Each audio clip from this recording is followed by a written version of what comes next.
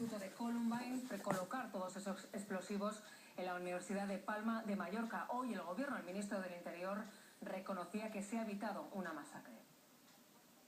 Una masacre como esta en Columbine es la que pretendía provocar Juan Manuel Morales en la Universidad de Palma de Mallorca. Era acreditado por los 140 kilos de material explosivos que recibía y por las anotaciones que tenía en su blog, que efectivamente quería imitar a esos norteamericanos, ¿verdad?, que provocaron la masacre de Columbine, ¿no? La policía encontró en su casa esto, más de 100 kilos de nitrato potásico y 140 de explosivos. Munición suficiente para acabar con la vida de muchos estudiantes y provocar una matanza en la Universidad Balear. Había estudiado con minuciosidad el campus universitario para colocar estratégicamente varias bombas tubo.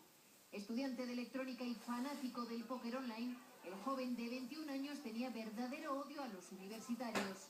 Así lo plasmaba en su blog y en su diario personal, donde veneraba a Eric y a Dylan, los dos asesinos de la masacre de Columbine, como sus ídolos.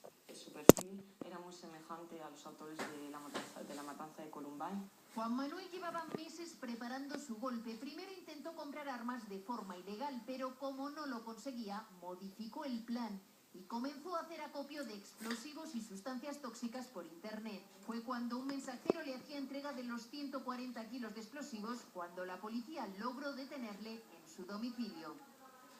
Bueno, lo adelantábamos en el debate al rojo vivo. El Parlamento de Turquía